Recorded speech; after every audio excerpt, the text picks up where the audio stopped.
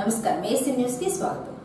తాను ఓడిపోతాననే భయంతోనే అద్దెంకి టీడీపీ అభ్యర్థి గొట్టిపాటి రవికుమార్ ఎల్లో మీడియాతో కలిసి తనపై దుష్ప్రచారానికి పాల్పడుతున్నారని అద్దెంకి నియోజకవర్గం వైసీపీ అసెంబ్లీ అభ్యర్థి పాణెం చిన్నహనుమిరెడ్డి మండిపడ్డారు.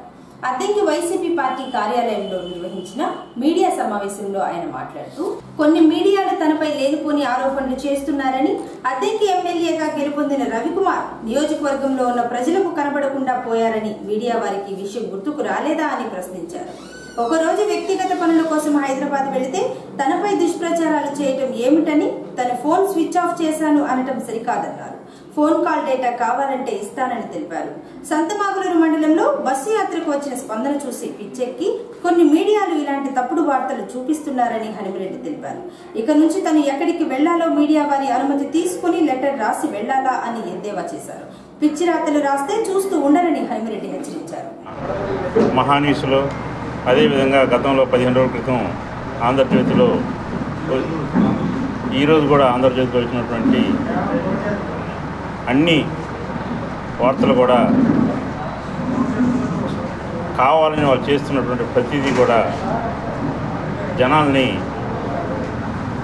తర్జన భర్జన చేయడానికి చేస్తున్నటువంటి చర్యగా మేము పరిగణిస్తూ ఉన్నాము. నేను గత 4 నెలల నుంచి మొత్తం మీద ఒక 5 రోజులు అద్దెంకి కాన్స్టిట్యూన్సీలో లేకపోవడం జరిగింది. 5 రోజులకే ఈ విధంగా దుష్ప్రచారం చేస్తున్నటువంటి ఎల్లో మీడియాకి నేను సూటిగా ఒక ప్రశ్న ఇస్తూ ఉన్నాను. మీరు ఎందుకు ఈ విధంగా చేస్తూ ఉన్నారో నాకు అర్థం కావట్లేదు. నా మీద పర్సనల్గా మీకు గ్లడ్జ్ లేదని అనుకుంటున్నాను. అదేవిధంగా కూడా మీరు గతంలో 2019 నుంచి కూడా 3 సంవత్సరాల పాటు గొట్టిపాటి రవి అనే వ్యక్తి, నేను వచ్చిన కొత్తలో ఇక్కడ పరిస్థితి చూసినట్లయితే 25,000 మెజార్టీతో హనుమిరెడ్డి ఓడిపోతాడని చెప్పి సర్వేలు చెప్తున్నాయని చెప్పి అందరూ చెప్పారు. కానీ రాగా పరిస్థితులన్నీ మారిపోయి ఈ రోజున పరిస్థితి పూర్తిగా మారిపోయిందని చెప్పి అనిపిస్తూ ఉంది. వాళ్ళకు, తెలుగుదేశం వాళ్ళకు కూడా, ఎల్లో మీడియాకు కూడా ఒక భయం అనేది పుట్టుకుంది. రేపు రాబోయే ఎలక్షన్స్లో నేనేంటో, జగన్మోహన్ రెడ్డి గారి సత్తా ఏంటో ఖచ్చితంగా అద్దెంకిలో గెలిచి చూపిస్తానని చెప్పి తెలియజేస్తా ఉన్నాను. ఇంకా చెప్పాలంటే దీని వెనకాల, ఈ ఎల్లో మీడియా రాస్తున్నటువంటి రాతలు వెనకాల టీడీపీ పెద్దలు ఉండి నడిపిస్తున్నారని చెప్పి నాకు, నా కార్యకర్తలందరూ కూడా గట్టిగా నమ్ముతూ ఉన్నాము. ఇలాంటి పరిస్థితుల్లో చిల్లర రాజకీయాలు మానేసి ఏదున్నా స్ట్రైట్గా వచ్చి స్ట్రైట్గా మాట్లాడండి. నేను ఖచ్చితంగా మీకు ఉన్నది ఉన్నట్టే చెప్తాను, నిజమే చెప్తాను. ఎక్కడ అబద్ధాలు చెప్పి మాయలు చేసి మోసాలు చేసి అలాంటి వ్యక్తిని కాదు. నేను అద్దంకిలోనే ఉంటాను. రాబోయే కాలంలో కూడా ఓడినా గెలిచినా ఇక్కడ అద్దంకిలోనే ఉంటాను. కానీ ఇప్పుడు ఒక మాట చెప్పి రేపు ఇంకో మాట చెప్పి అట్లాంటి వ్యక్తిని కాదని చెప్పి 2019లో గెలిచినటువంటి గొట్టిపాటి రవి ఈ ఎలక్షన్ ముందు వరకు ఎటు వెళ్ళాడో అద్దెంకి ప్రజలందరికీ ఎవరికీ తెలియదు. అసలు గొట్టిపాటి రవి ఎమ్మెల్యేగా ఉన్నాడా లేడని కూడా అద్దెంకి ప్రజలు ఎవరు కూడా గుర్తించే పరిస్థితి లేకుండా ఉన్నాడు. అలాంటి గొట్టిపాటి రవి మీకు గుర్తు రాలేదా? నేను ఒక్కరోజు నా వ్యక్తిగత పనుల కోసం హైదరాబాద్ వెళ్ళినందుకు మీరు ఈ విధంగా ప్రజల్ని తప్పుదోవ పట్టిస్తూ ఉన్నారు. అదేవిధంగా మీరు చూసుకున్నట్లయితే మా ప్రజలందరికీ కూడా, మా కార్యకర్తలందరికీ కూడా ఇది స్పష్టంగా తెలుసు. ఎందుకంటే ఎల్లో మీడియా ఆడే డ్రామాలు అన్నీ ఇన్ని కావని చెప్పి అందరికీ కూడా తెలుసు. కాబట్టి ఎవరు కూడా ఇలాంటి వార్తలు నమ్మరని చెప్పి అందరికీ తెలిసిన విషయమే. అదేవిధంగా నా ఫోన్ స్విచ్ ఆఫ్ ఉందన్నారు. నా ఫోన్ స్విచ్ ఆఫ్ అనేది ఎప్పుడూ లేదు. కావాలంటే నా దగ్గర స్క్రీన్ షాట్ కూడా తీసి చూపిస్తాను మీకు. ఇంకా కావాలంటే కాల్ డేటా కూడా తెప్పించి ఇస్తాను. ప్రతిదీ కూడా నిన్న జగన్మోహన్ రెడ్డి గారు వస్తున్నారని చెప్పి, నేను ఉదయం 8:30కి సంతమాగులూరు వస్తున్నారని చెప్పి తెలిసింది. తెలియగానే నేను అప్పటికే హైదరాబాద్లో ఉన్నా కాబట్టి మా కార్యకర్తలందరికీ కూడా నాకు ఫోన్ చేసిన వాళ్ళందరికీ కూడా చెప్పడం జరిగింది. ఇట్లా జగన్మోహన్ రెడ్డి గారు వస్తున్నారు, ఈ రూట్గానే వెళ్తున్నారని చెప్పి బ్రహ్మాండంగా బ్రహ్మరథం పట్టారు. నిన్న వాలంటీర్గా వచ్చి ప్రజలు జగన్మోహన్ రెడ్డి గారు చూడాలా అని చెప్పి వచ్చిన ప్రజలందరూ కూడా ఈ రోజున తెలుగుదేశం పార్టీని చాలా భారీ ఓటమి చూపిస్తారని చెప్పి తెలియజేస్తా ఉన్నాను. ఇంకా నిన్న చూసినటువంటి ఎలాంటి కాల్ లేకుండా ప్రజలు నిన్న జగన్మోహన్ రెడ్డి గారికి బ్రహ్మరథం పట్టడం చూసి ఓర్వలేక ఏం చేయాలో పిచ్చెక్కి ఈ ఎల్లో మీడియా చేస్తున్నటువంటి దుష్ప్రచారాన్ని నేను ఖండిస్తూ ఉన్నాను.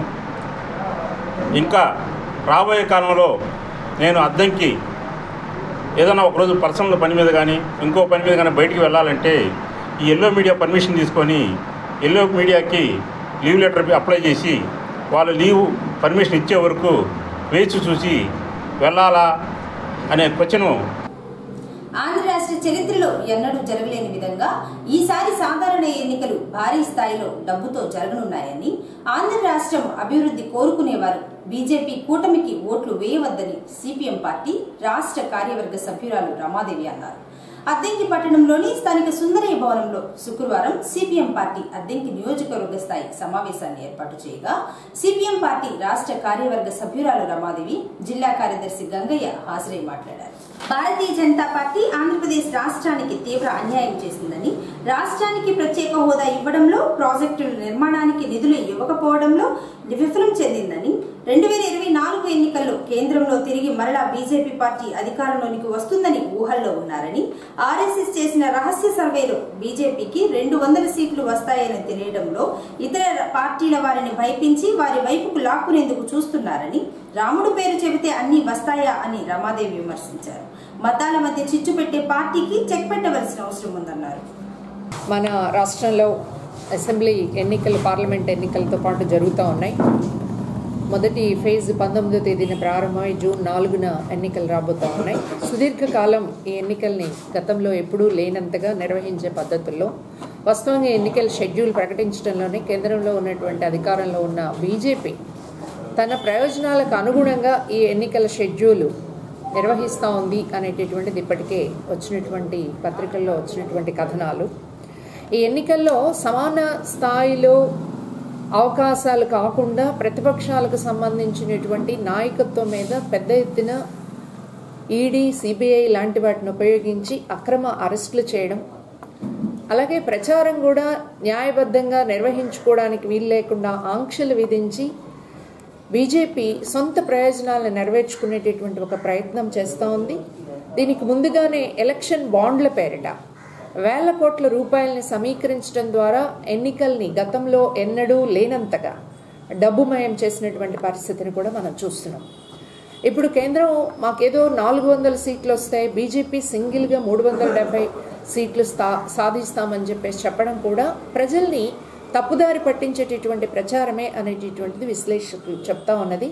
ఇప్పటికే ఆర్ఎస్ఎస్ అంతర్గతంగా నిర్వహించిన సర్వేలో 200 మించి సీట్లు రాకపోవచ్చు అనేటటువంటిది కూడా వచ్చింది. దాని ఫలితంగానే ఇతర రాజకీయ పక్షాలని బలవంతంగా వాళ్ళ మీద అరెస్టులు చేసి కానీ, కేసులు భయపెట్టి కానీ, పొత్తులు కుదుర్చుకొని వాళ్ళ మీద స్వారీ చేసేటటువంటి ప్రయత్నం చేస్తుందనే దానికి మన రాష్ట్రం ఒక పెద్ద ఉదాహరణ. వాళ్ళకున్నటువంటి బలానికి ఈరోజు 6 పార్లమెంటు స్థానాలు, 10 అసెంబ్లీ స్థానాలు పోటీ చేయడం అనేది హాస్యాస్పదమైనటువంటి విషయం. ఈ నేపథ్యంలో మనం చూసినట్లయితే బీజేపీ దేశానికి ఎంత ప్రమాదకరమో అనేటటువంటిది గత 10 సంవత్సరాల పాలన మనకు తెలియజేస్తూ ఉంది. ఇదేదో ట్రయల్, అసలు పరిపాలన వచ్చే ఎన్నికల తర్వాత చూడండి అని చెప్పేసి బీజేపీ చెప్తా ఉంది.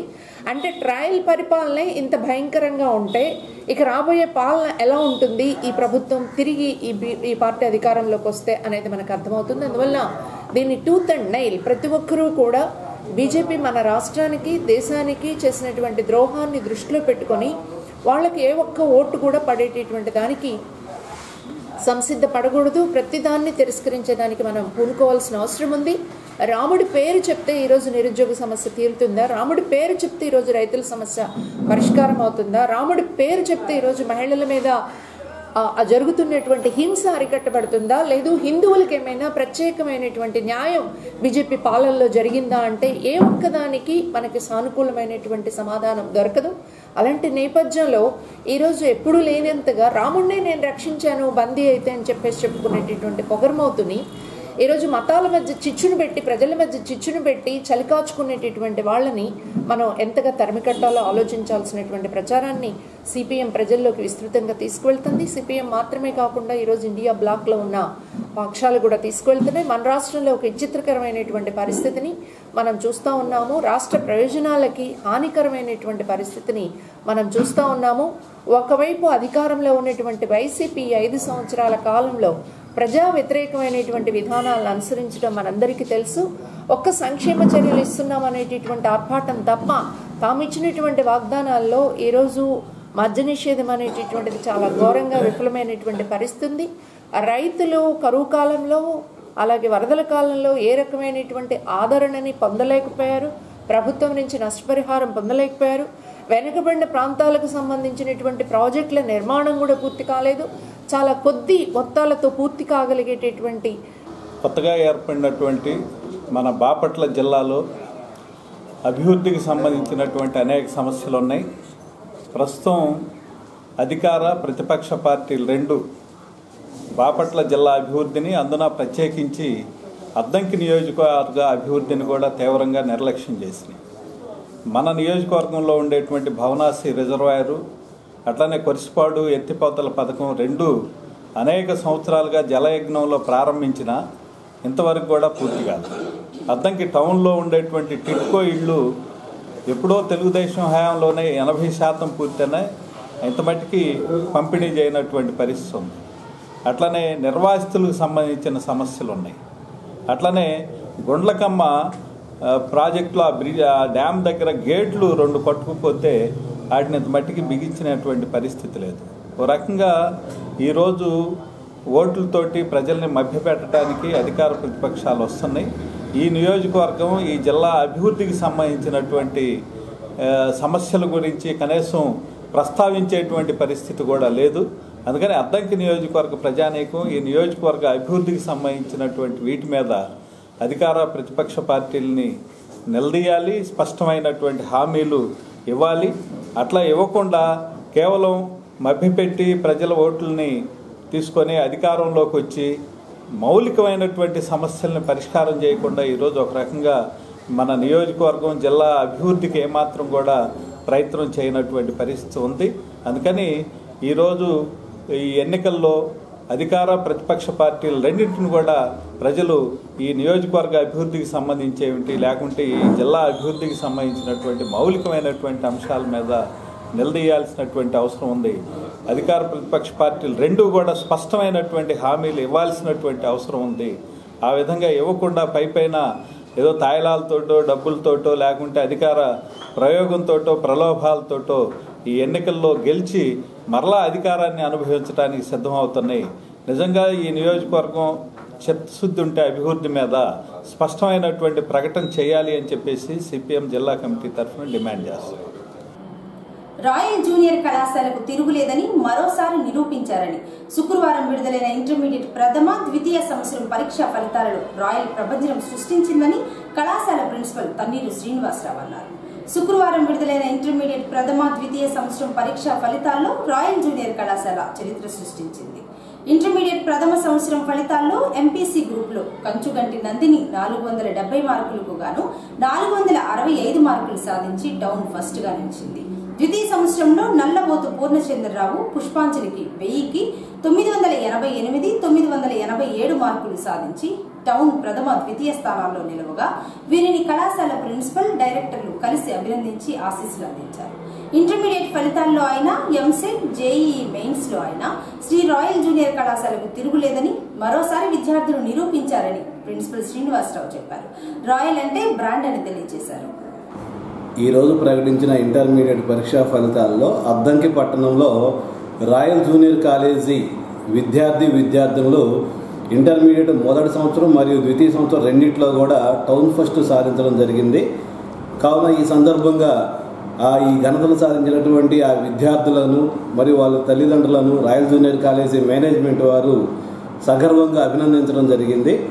ఈరోజు ప్రకటించినటువంటి ఇంటర్మీడియట్ పరీక్షా ఫలితాల్లో ఇంటర్మీడియట్ మొదటి సంవత్సరం ఎంపీసీ గ్రూప్ నందు కంచుగంటి నందిని చిన్న కొత్తపల్లి అమ్మాయి, ఈ అమ్మాయి 470 మార్కులకు గాను 465 మార్కులతోటి టౌన్ ఫస్ట్ సాధించడం జరిగింది. అదే మాదిరిగా ఇంటర్మీడియట్ రెండవ సంవత్సరంలో 1000 మార్కులకు గాను ఎంపీసీ గ్రూప్లో 988 మార్కులతోటి నల్లబోదల పూర్ణచంద్రబాబు అద్దంకి, ఈ అబ్బాయి 988 మార్కులతోటి టౌన్ ఫస్ట్ సాధించడం జరిగింది. అదే మాదిరిగా 987 మార్కులు సాధించినటువంటి మా విద్యార్థిని వందవాసి పుష్పాంజలి, ఈ అమ్మాయి టౌన్ ఫస్ట్ సాధించడం జరిగింది. అయితే టౌన్ ఫస్ట్ టౌన్ సెకండే కాకుండా రాయల్ జూనియర్ కాలేజీలో జాయిన్ అయినటువంటి విద్యార్థులు అందరూ కూడా అత్యధిక ఉత్తీర్ణత శాతం సాధించడంలో ఎప్పుడు కూడా రాయల్ జూనియర్ కాలేజీ ముందంజలో ఉండిద్ది.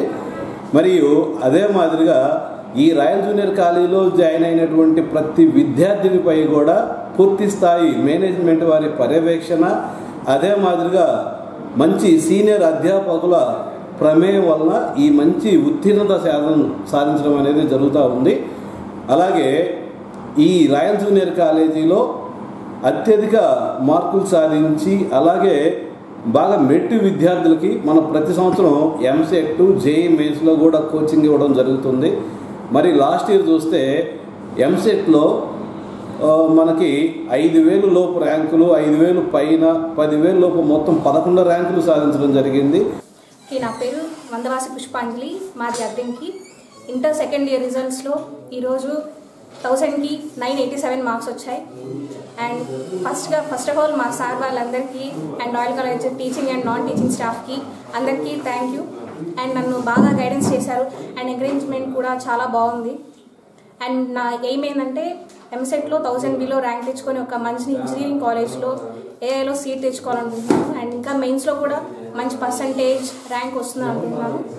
పేరెంట్స్ అండ్ ఇంకా మా ఫ్రెండ్స్ సార్ వాళ్ళందరూ కూడా చాలా బాగా సపోర్ట్ చేశారు.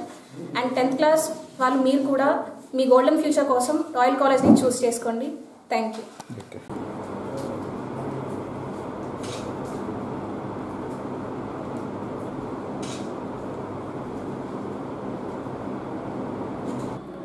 మే 13వ తేదీన జరిగే స్థానిక సంస్థల ఎన్నికల్లో బీఎస్పీ పార్టీ తరపున తను ఎమ్మెల్యే అభ్యర్థిగా అద్దెంకి నియోజకవర్గం నుంచి పోటీ చేస్తున్నారని, ఎస్సీ ఎస్టీ బీసీ మైనారిటీలు తనకు ఓటు వేసి గెలిపించాలని మందా జోసెఫ్ అన్నారు.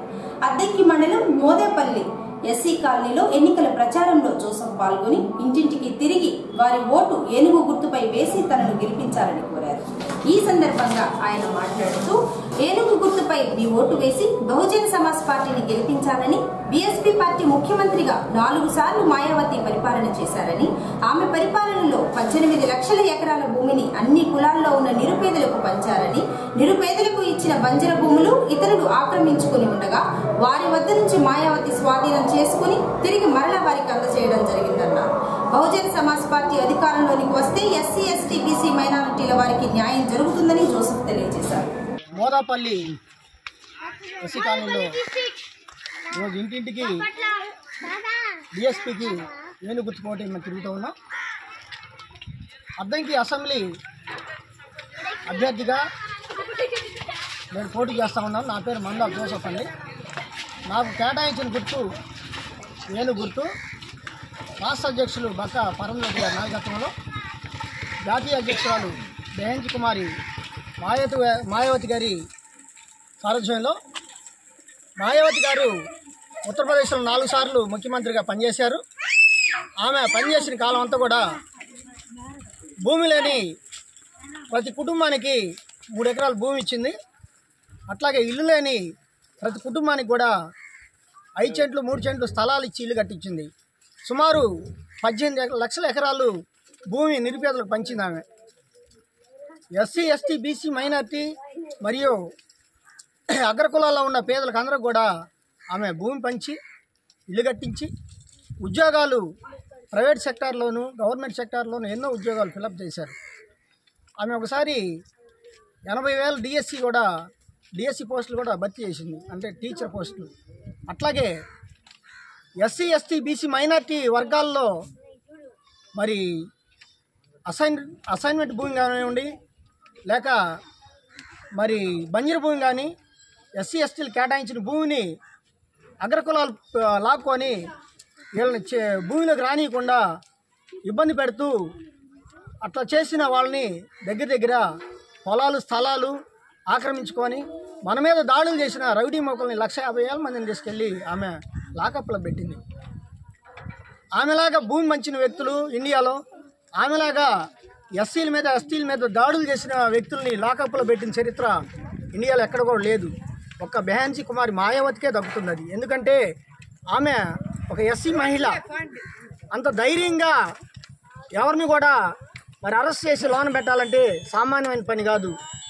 ఎస్సీల మీద ఎస్టీల మీద బీసీ ఆడపడుచుల మీద దాడులు చేసిన వాళ్ళని లాకప్లో పెట్టిన చరిత్ర ఇండియాలో మాయావతి ఒక్కతే మరి చరిత్రలో చూస్తే ఉంటుంది. మనిషికి దంతాలు పటిష్టంగా ఉన్నప్పుడే ఏమైనా తినవచ్చని, దంతాలు అనేవి ఎంతో ముఖ్యమని దంత వైద్య నిపుణులు జార్జ్ మెర్సీ అన్నారు. ప్రపంచ ఓరల్ హెల్త్ డే సందర్భంగా అద్దెంకి ప్రభుత్వ వైద్యశాలలో శుక్రవారం అవగాహన సదస్సును ఏర్పాటు చేయగా డాక్టర్ మెర్సీ హాజరై మాట్లాడారు. వైద్య ఆరోగ్య శాఖ ఆంధ్రప్రదేశ్ ప్రభుత్వం వారు మార్చి 20వ తేదీ నుంచి ఏప్రిల్ 20వ తేదీ వరకు ఓరల్ హెల్త్ డే మాసోత్సవాలు నిర్వహిస్తున్నారని, ప్రతి ఒక్కరూ ప్రతిరోజు దంతాలనేవి శుభ్రం చేసుకుని తినాలని, లేకపోతే క్యాన్సర్ వంటి వ్యాధులు వచ్చే అవకాశం ఉందన్నారు. అద్దెంకి ప్రభుత్వ వైద్యశాలలో దంత వైద్య నిపుణులు ఉన్నారని, దంత సమస్యలు ఉంటే వచ్చి చూపించుకోవచ్చని మెర్సీ తెలియజేశారు.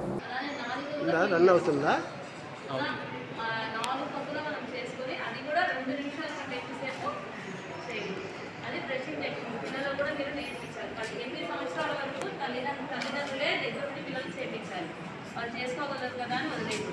అర్థమైందా? మూడోదిగా ఎవరైనా పొగాకు తర్వాత తాగడం అలవాటు ఉంటే వాళ్ళకి ఆపడానికి మనకి రిమ్స్లో చిన్న స్టిక్కర్స్ ఉంటాయి, టొబాకో స్టిక్కర్స్. అవి ఏం చేస్తారంటే ఇట్లా మన శరీరానికి ఇచ్చేస్తే వాళ్ళకి తాగాలి అనేది ఉండదు అసలు. అర్థమవుతుందా? పొగాకు వల్ల నోటి క్యాన్సర్ వస్తుంది కదా.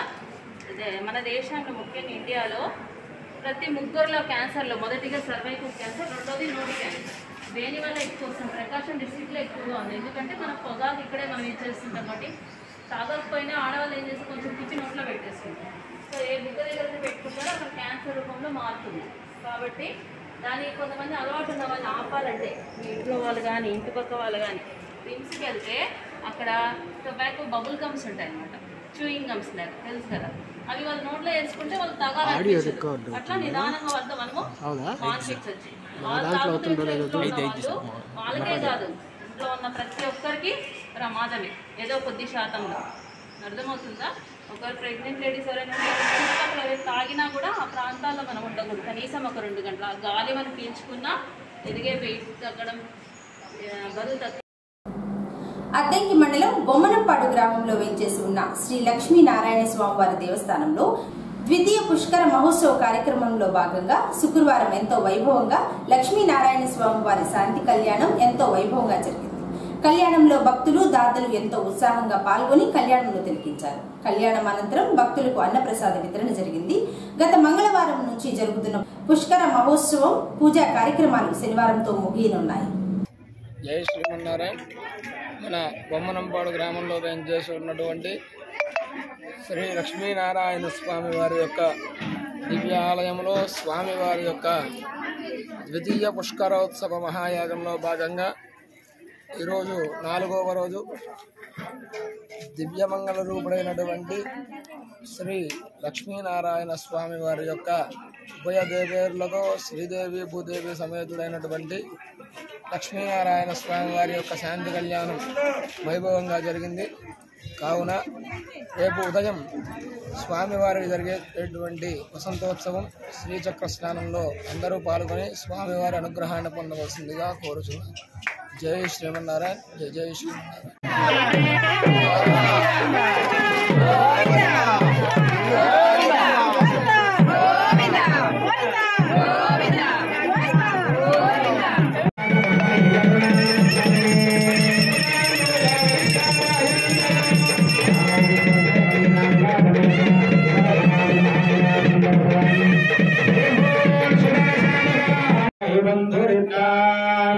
विष्णोर्परे परमे मत्वत्सः प्रतद्विष्णुस्तवते वीर्याय मृगो न भीमकुजरो गिरिष्टाः